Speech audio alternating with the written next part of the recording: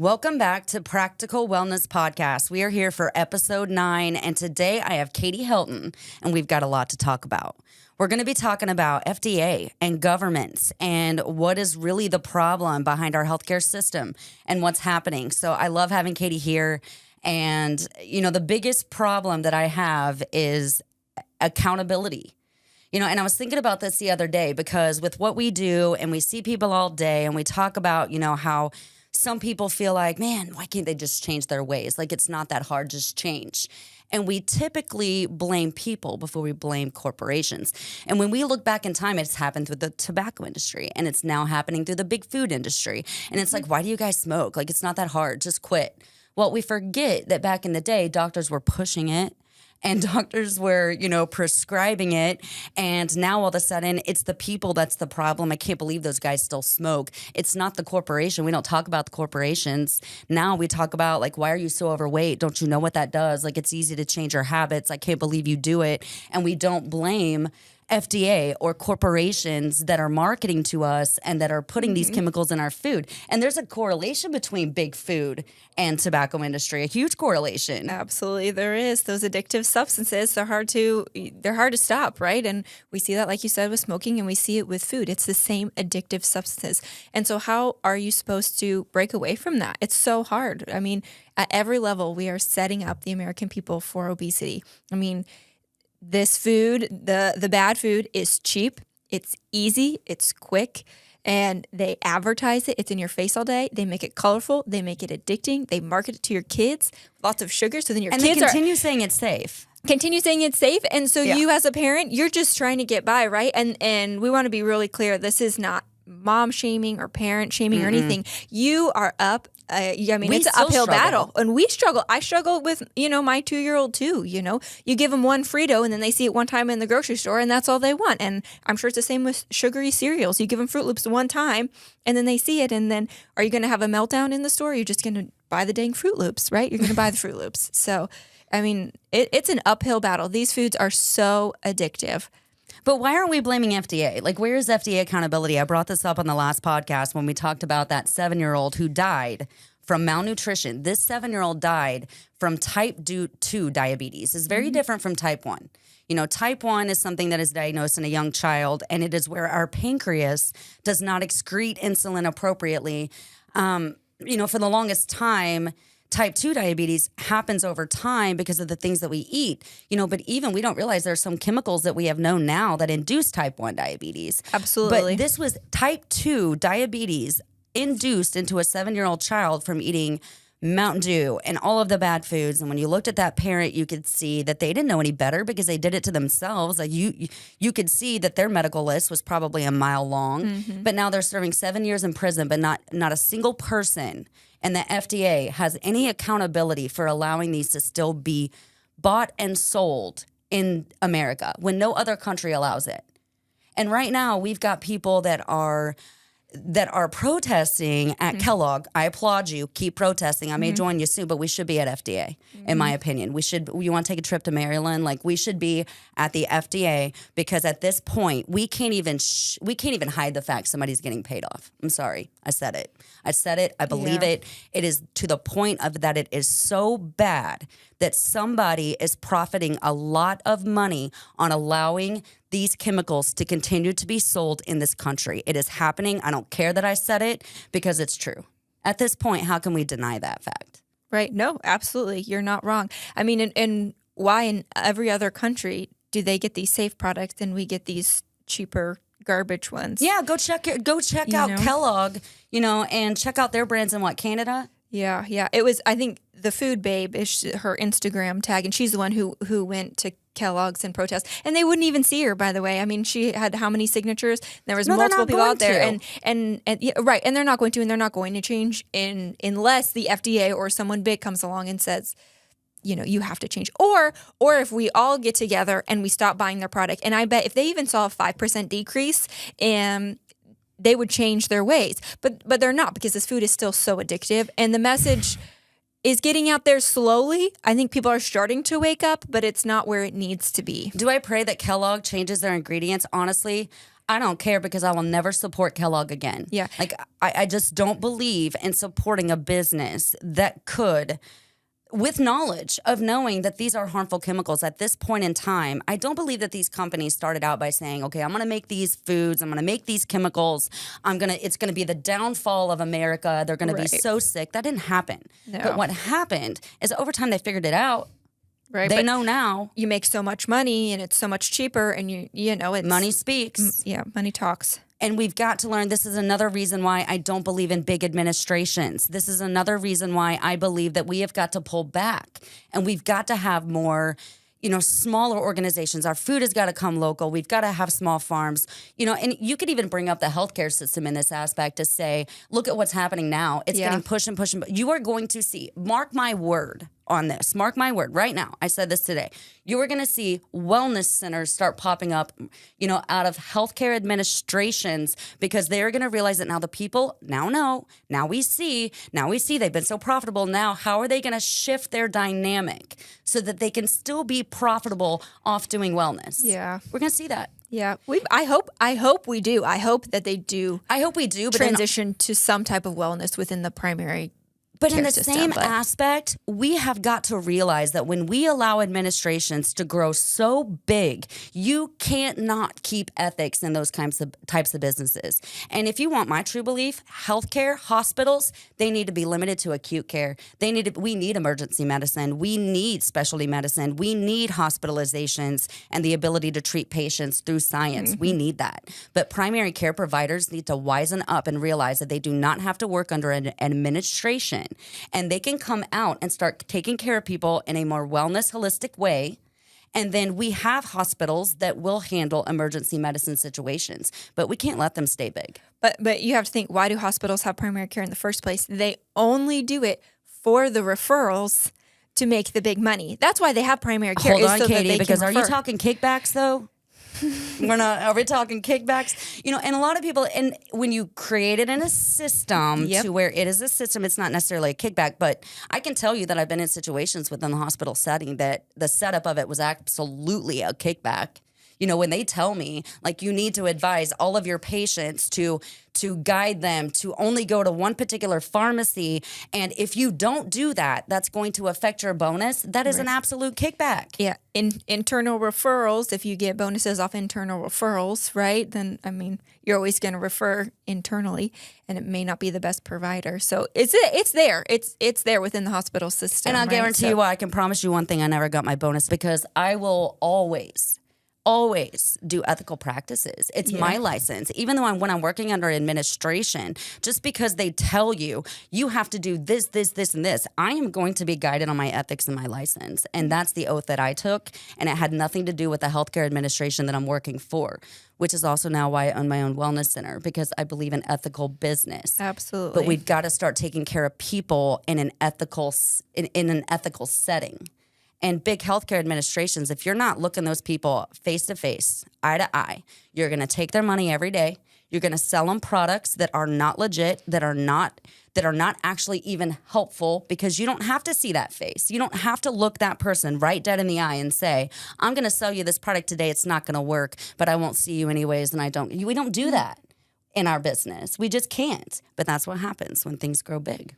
It is. And I don't think, like you said before, and I think the same goes for the hospital system, I don't think there's anyone who's intentionally hurting people or anything like that. I think everyone goes into it with a great intention of wanting to help people. It just gets skewed along the way, and money gets in the way, and big pharma. And they're telling you, big pharma's telling you, this is the best thing that you can do for your patient. This drug is the best thing that you can do for your patient.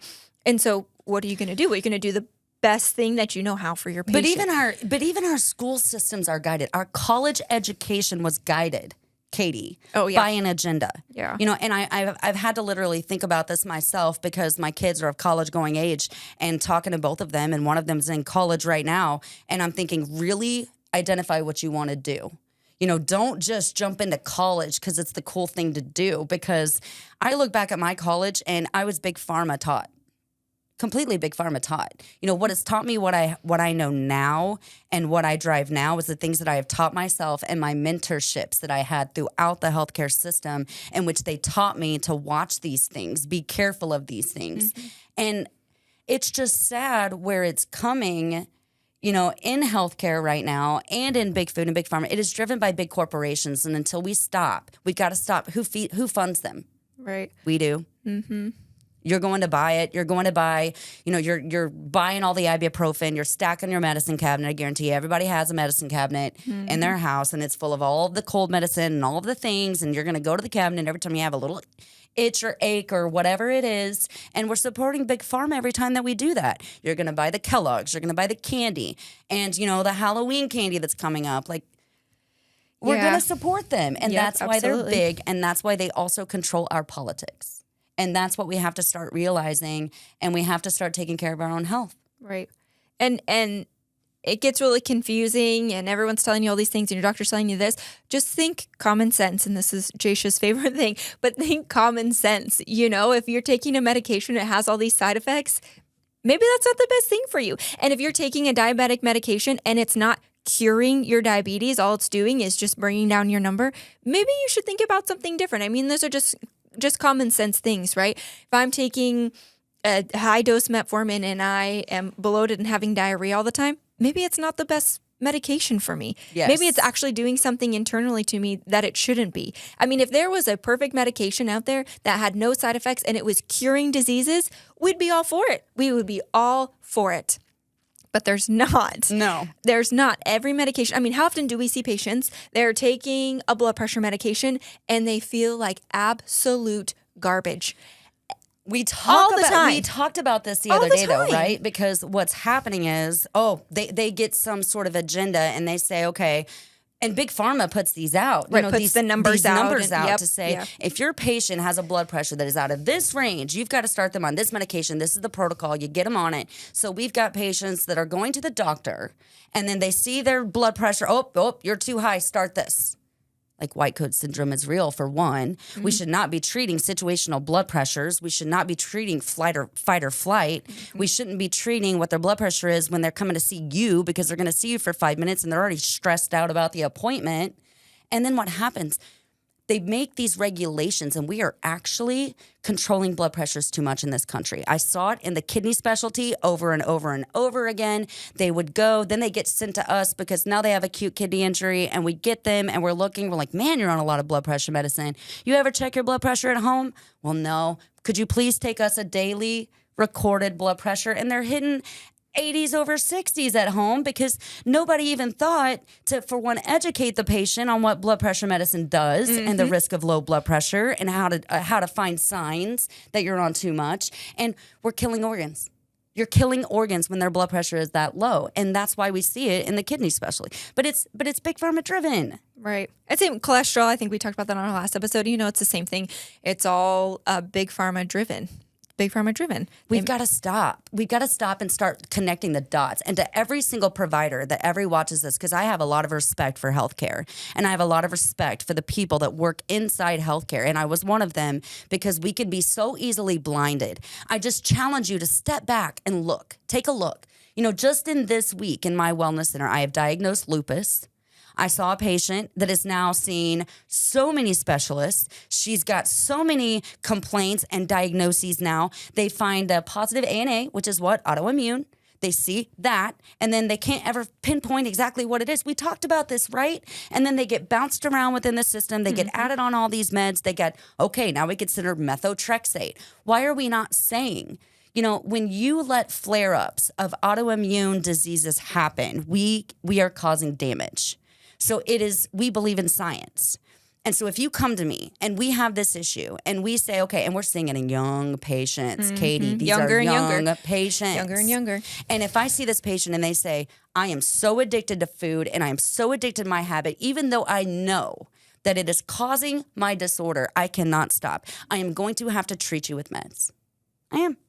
You know, maybe not as toxic as what we are, but sometimes that is your risk versus benefit. Right. And you've got to make that decision. But we're not even giving people the information that there is lifestyle measures that you don't need meds. Right. We're causing this through chemicals. Right. Even with autoimmune, that's the big thing, right? Is turning down the Th17, that's your autoimmune, turning down that response. Well, how do you do that? By turning down inflammation and identifying triggers. And there's so many things that you can do, diet, lifestyle, herb, and otherwise, that bring those numbers down. Now, and not to say that you can reverse autoimmune because it's a very kind of tangled, tricky web, but can you absolutely bring those numbers down and give you get your body to a calm state? Absolutely. And then you notice when you eat those bad foods or do whatever, get exposed to toxins or get a bunch of vaccines, and then all of a sudden you have a flare.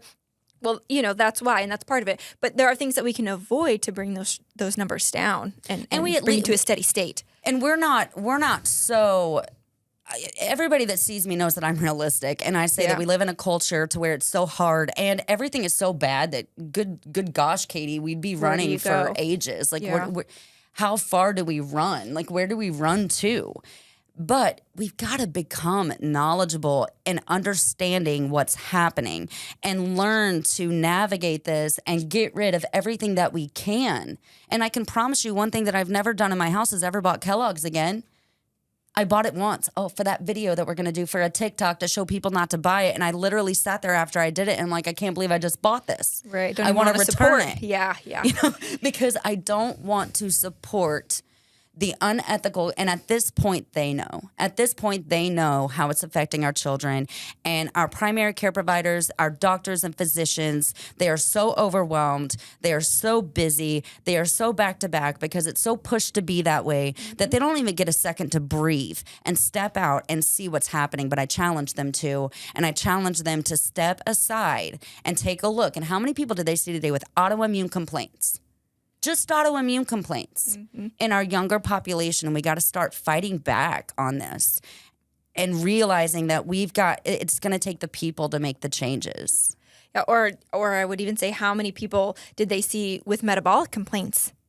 So how many people came in there? Everyone has metabolic complaints. Well, how many people came in their clinic with anxiety, so they put them on an SSRI? Well, they've done studies that show that exercise outside is more effective than an SSRI, right? That's also metabolic anxiety, depression. That's a metabolic issue. How many people did they see with fatigue? How many people did they see with low libido? How many people did they see with hair loss? I mean, that's your complaints all day long. I know but most of what their response is now, it's just part of aging. It's just how it is anymore. It's just normal. And it's not.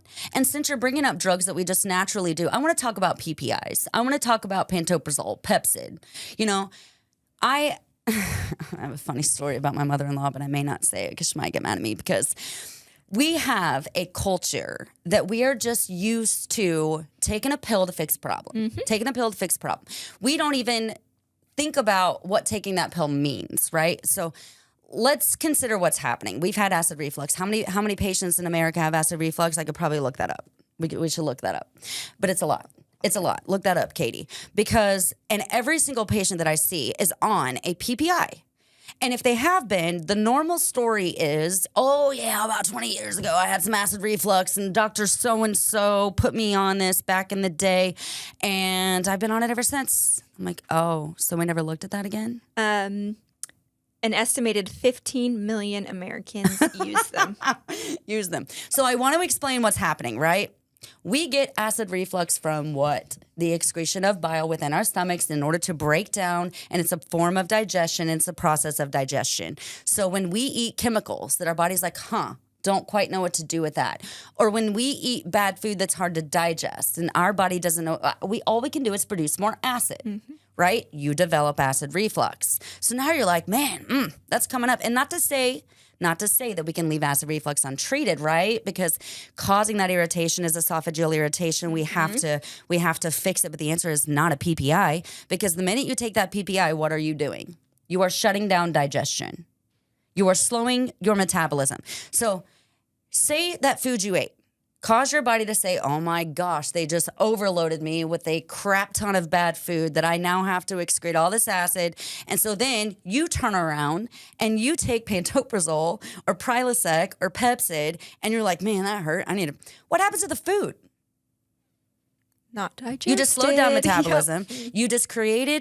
You weight gain in your future, you've shut down your own digestion is what you've done. And they don't tell you that. They don't tell you that we got to change how we eat. We are consuming too much in one setting. When you overfill something, it's going to come up the top. When you eat chemicals and our body doesn't know quite how to handle it, it's going to have to try to kick out some more acid to try to break these things down. And we're not explaining those things and letting people change this in a lifestyle way. We're putting you on a drug that actually causes stomach cancer, shuts down your digestion, is going to cause weight gain, and 20 other more problems as you age. Yeah, absolutely. And the other thing too is sometimes it's not too much acid. Sometimes it's not enough stomach acid. So your gallbladder is not working appropriately. Your liver's not working appropriately. Your gut's not working appropriately. So it's not pumping out all the acid that it should be. And so it's low stomach acid. And then all of a sudden it freaks out. Same thing, because now you've got all this food in there and it needs to. And so it starts pumping out over. So usually actually it's a low stomach acid in general, and then the body overcompensates. But that's why we treat that too. Yeah. I've told several patients this, and we should be ingesting acidic foods. Acidic foods was meant to be in our diet. Absolutely. And we should be, ingesting that of the mornings, and then our body doesn't have to work as hard. And then we've created that natural environment that is going to be able to break down our food process, but you're not wrong. Yeah. Like, we've looked at that aspect as well. Yeah. But what does every person start their morning with? Coffee. Mm-hmm. Something high in acid. They don't go for water. They don't go for food. I feel like you're judging me right now, and I don't quite appreciate it. They go for coffee. And that's why I always tell all my patients, start your morning off with water with some lemon. And coffee's okay. Coffee's okay, especially in some people.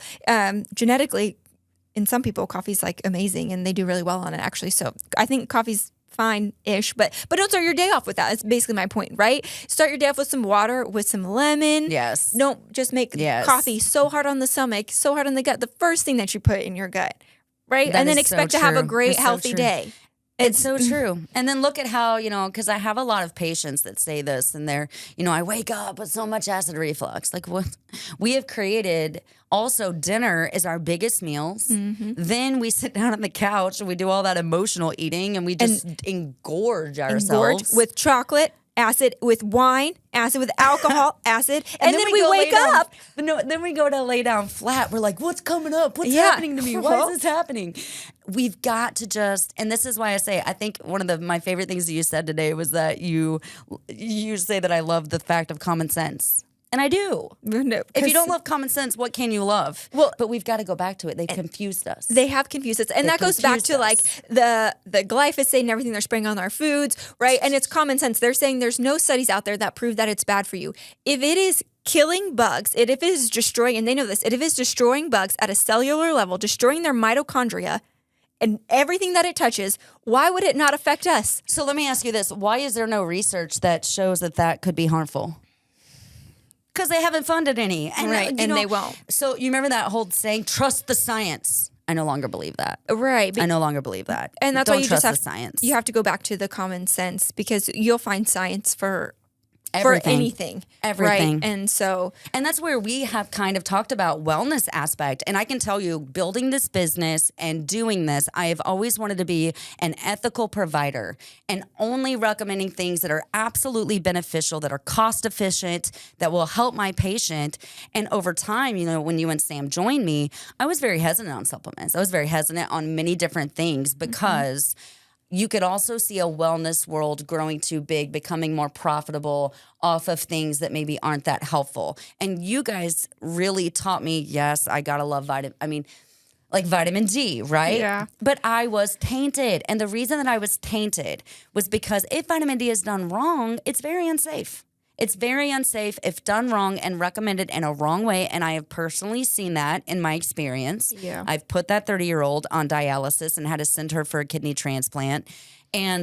But now I realize too, we need to be the safe providers. We need to become that educational to someone that can say, yeah, vitamin D is actually a very good nutrient that our body actually needs, and we can do it safely. And it's just and when it's low, right? When it's low, you can't do it misguided. I'm not giving people vitamin D when their levels are 90. It's when they're 12, when they're 7, and that's when we're replacing, right? And then we're rechecking at 3 months and seeing. So when I put them on a higher dose, and even the higher dose that I do is maybe like 5,000 international units. It's still not even that high. I do. Mm-hmm. It's still not even that high, but 5,000 international units. And then I'm rechecking at 3 months. And if it's gone up, then maybe we can back off and we can do 3,000 or 2,000, just kind of a daily maintenance dose. It has to be monitored safely. Right. And part of the problem back then that kind of got me into that mindset was that everybody was banking money. And if you think about that, Katie, that's what was happening. You had chiropractors that were going on all these spills and had all of this online website, buy my supplements. These supplements will prevent COVID and do all of these things. And you cannot take vitamin D like that misguided. Vitamin D, they even just recently came out with, I've said it about calcium forever, guys, what happens to calcium in our sinks. It clogs us. Yep. It clogs us. And so we have everybody on these calcium supplements and these vitamin D supplements, but these people have brittle bones and they have all the issues. Right. Now we look at the research and I think about my grandfather, right? Because he was raised on a farm. He's always ate really healthy, but his issues throughout life have been bone and prostate cancer. Bone issues and prostate cancer. And he was raised drinking 2 glasses of milk every single day. You got to get your calcium, calcium. And we know now, oops. It's like whoopsie daisy, Our bad. And I just don't like misguided representation that is recommending to our population to do unsafe things that can be catastrophic because I've seen it. But I think same thing goes back then. They didn't know. They were just trying to do what they thought was right and what they thought was healthy. I don't think someone intentionally was like, oh, let's push all this calcium and we're going to break bones. No, somewhere along the lines they saw research and said, yeah, this is probably a good thing. It's a vitamin. Let's vitamin mineral. Let's give it. Right? But I think that's also why, Katie, you'll find me. I'm hesitant a lot. Yeah. I'm hesitant a lot because I want to research and dig because there's a lot of wellness places, and I'll give you an example. I've seen it recently, but a wellness place, and when you talk about those urine screenings, and there's several that you agree with on those panels, but I'm so hesitant with all these panels and these large panels because to give you an example, somebody went to a wellness center. They did a complete urine sample, but they're looking at electrolytes through urine, right? So this particular patient, the labs come back, they have low potassium in their urine. So they were recommended to go on a potassium supplement. We know how dangerous potassium is. Potassium and vitamin D. It's our fat solubles that can actually build up, within the body, and they're not water soluble. And so, this patient goes, she gets all these recommendations, and it just spits out a recommendation, through this whatever that says, okay, you should be on this much potassium and this much this. Problem is, when the patient came to me, I'm very glad she did, and asked because she's on a drug called lisinopril for blood pressure. And what does lisinopril do, Katie? Lisinopril causes your body to retain potassium, and you won't excrete it in the urine because that's how that drug mechanism works. So you actually have to be careful of a high serum blood potassium when you're on a drug like lisinopril or losartan.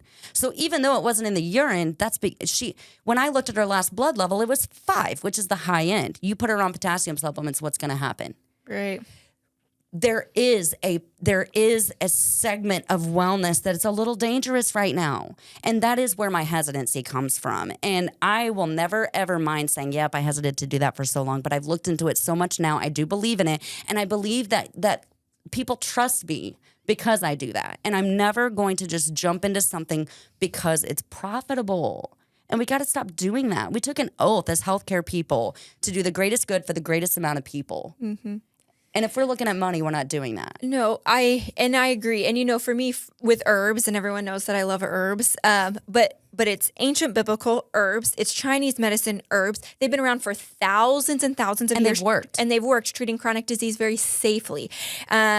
But you're right. When you get into certain aspects of wellness and they do start pushing this one supplement and whatever, the one that comes to mind is I was just looking into it yesterday is that colostrum, the Almara or whatever. You see it all over. It's all over Instagram. It's all over my Google. It's all over everything. And you see everyone's pushing it. Influencers are pushing it. Yep. And it's like, well, what is this really? And is it really safe to take? And is it really going to actually help me? Because it's a $90 bottle, and So, yeah. And most of them have just the minutest amount of stuff that it's really not beneficial, but it becomes a fad and you buy it because weight loss is $1 billion industry. And so everybody is trying to make some money off of that.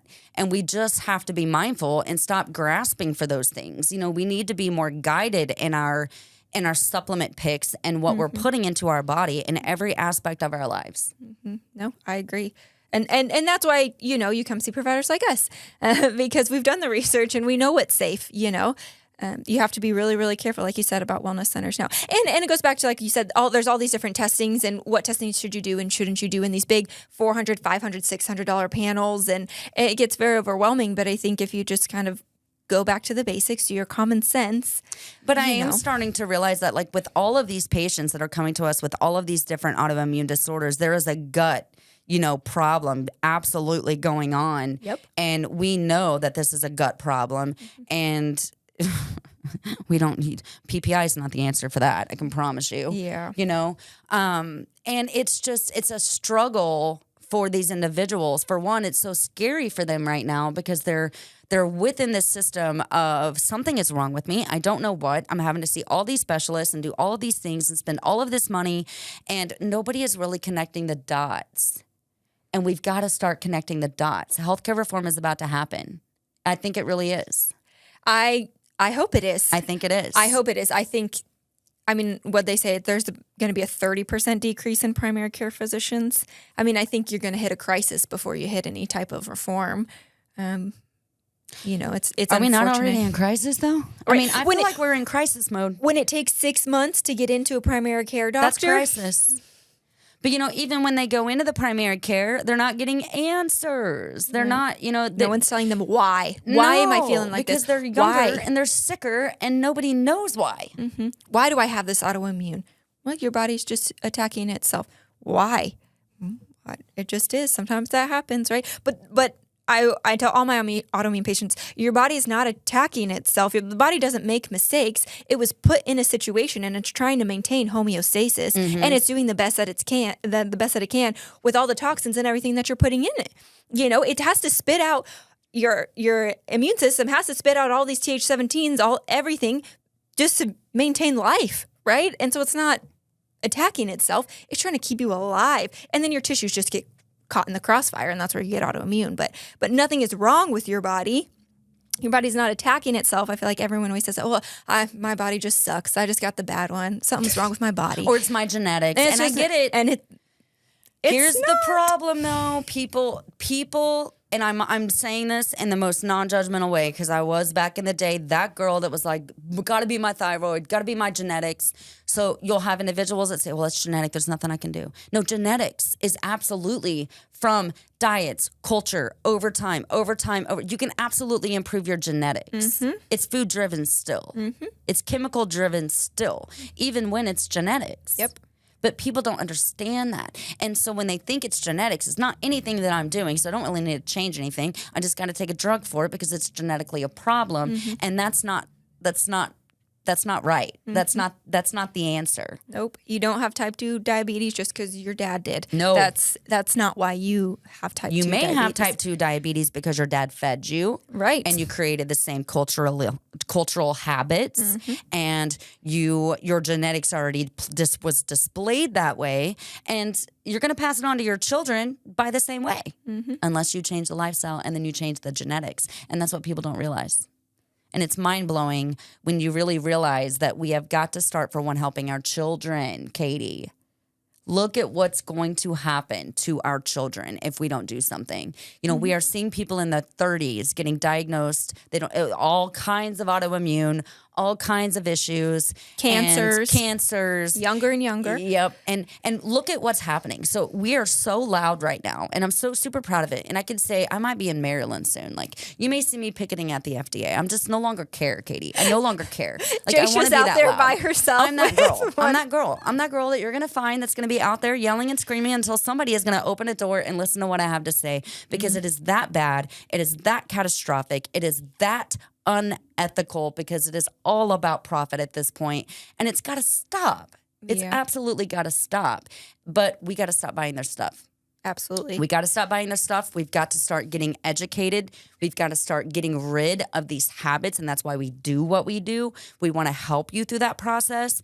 But you have to stop funding these large organizations that do not care about your health. We have got to stop funding that.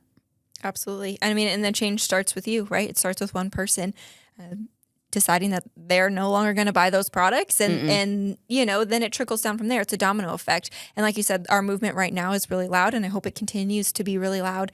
No matter who gets elected, I hope that this stays, Make America Healthy Again, stays. It should be. It's a prominent issue. It should be screamed by both sides right now. Because I hate that it's political, but it's also good. It's a humanity issue. We're not going to have anyone left. Right? I mean, they can't draft anyone into the military anymore because everyone's obese and has all these autoimmune issues and all these other diseases. I mean, we can't even maintain a country, and so it's a human issue. It's a human issue. Very much so. And it's got to change. Absolutely. It's got to change quickly. And honestly, I'm that girl that I don't care if Kellogg starts dyeing their stuff with carrots and beets and blueberries tomorrow. I will never buy another Kellogg anything a day that I live, because I know that these individuals sold these products knowing what they're doing to America's children and people. I just do. I believe that. But I mean, Kellogg's in the hot seat right now. But like, what about Pepsi? What about Same Coke? thing. Well, Same thing. it's all these food that have these toxic chemicals and that we know are toxic to our body, and we. I really hope, and I'm working really hard, and I've done a lot because I like to go to Buckles Farm. I like to get my stuff local. I like to go to Fire Ridge Farm Stand, get my local honey, get my things, drink my water. And I'm working on changing things every day. I've been in the process of changing for 4 years. My goal is that I'm not going to be buying products from those big corporations, because I'm going to be buying from small businesses in our community where we should be getting our food in the first place. Absolutely. This is where we should not be ingesting anything that's coming from that far away. No, right, because what happens over time, those veggies and those fruits, they lose all their nutrients, and by the time you get them, it's day 10. It's junk. It's literally, you're getting broccoli, sure, but it's not nutrient dense anymore. It's just dead food, right? So it's hard. You gotta eat local. That's key. And I believe in the ability of creating a business and living. I do it. I struggle all the time to make sure that I have ethical prices and ethical practices. And it's really hard to make sure you're overhead and that you're doing good and this and that. But what I can't ever support is billions and trillions of dollars on the backs of sick Americans. Absolutely. Never, ever, ever will you see me go buy a jet plane off the backs of getting this community healthy. You will never see me do that. Do I want to live a healthy life? Absolutely. Do I want to travel? Yes. Do I want to go fight for big food? Yes. I want to live a comfortable life, but you will never see me get billions of dollars off the backs of our communities and our people. It's wrong. Right. No, and I think you and I both went into this path of healthcare because we're so passionate about our small communities, and we see the health disparities in rural Missouri, and we want to change that. We want to get rural Missouri healthy. But most of them are stuck because they can't afford cash pay. Yeah. And so they're stuck within a system that they're like, they can't even get any help. I don't know how many times that we've just done it in our office, and helped individuals because the struggle is real. Yeah, it's real. And so we can't accept insurance. I'm not going to accept insurance because when I accept insurance, they're going to depict the way that I take care of you. And I don't agree with what they say. So why am I going to take their insurance? Right. But also, that's also why people that know this and that have become healthy and have learned to eat healthier lives, should they really have insurance? I have an emergency plan. And I'm going to put that $1,000 a month that they used to charge me. So imagine this. Last year, I would have paid in $13,000 to health insurance when I only ever paid out for anything that we needed healthcare related $200. Yeah. Put that money in a savings account. Yep. Save it for in the future, especially if you're healthy. I agree that some of you guys are already in the system and I hate it and it stinks. And you need to save some money and go to a functional medicine doctor that can start backing off your meds and get you to a healthier aspect so that you can live a better quality of life. But I get the fact that you're stuck within a system that you feel like you need that insurance because you never know when that heart attack is going to happen and you're going to have that hospitalization. I understand that. Mm-hmm. But if you're young and healthy, start putting that money in a savings account and start using it for functional medicine, in my opinion. Yep. And, I think that's where healthcare reform is going. Yeah, I completely agree. I mean, because we've talked about this before about doing primary care ourselves. Yes, because, we actually are coming soon. Right. Coming soon. Because it'd be so much easier to get in to see us. Yes. But I also very much appreciate the primary care providers in this community who has supported me, even though not loudly, because I get it, but they understand what I'm doing. I'm helping their patients when they can't, when they're not given the time allotted amount to be able to help them the way they want to.